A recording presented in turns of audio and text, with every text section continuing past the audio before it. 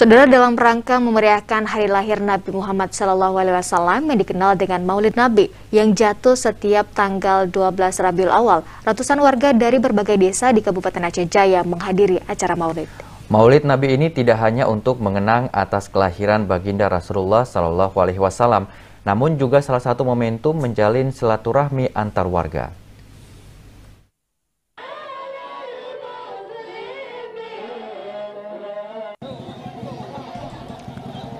Ratusan warga dari berbagai desa menghadiri kegiatan Maulid Nabi Muhammad SAW yang jatuh pada tanggal 12 Rabiul Awal 1443 Hijriah atau 19 Oktober 2021.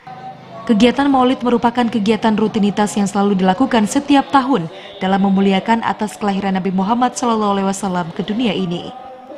Hal itu seperti yang dilaksanakan oleh warga desa Gampong Baru Sayeng, Kecamatan Setia Bakti. Sejumlah grup zikir tampak hadir di kegiatan Maulid yang diselenggarakan oleh warga setempat. Mereka terlihat khusyuk dalam berzikir dan berselawat yang dimulai sejak pagi. Bahkan ratusan warga lainnya juga ikut menghadirinya, walaupun saat ini masih dalam suasana pandemi COVID-19. Kepala Desa Gampong Baru Sayeng, Muhammad Abi mengungkapkan, dalam Maulid Nabi tahun ini pihaknya tidak banyak mengundang grup zikir.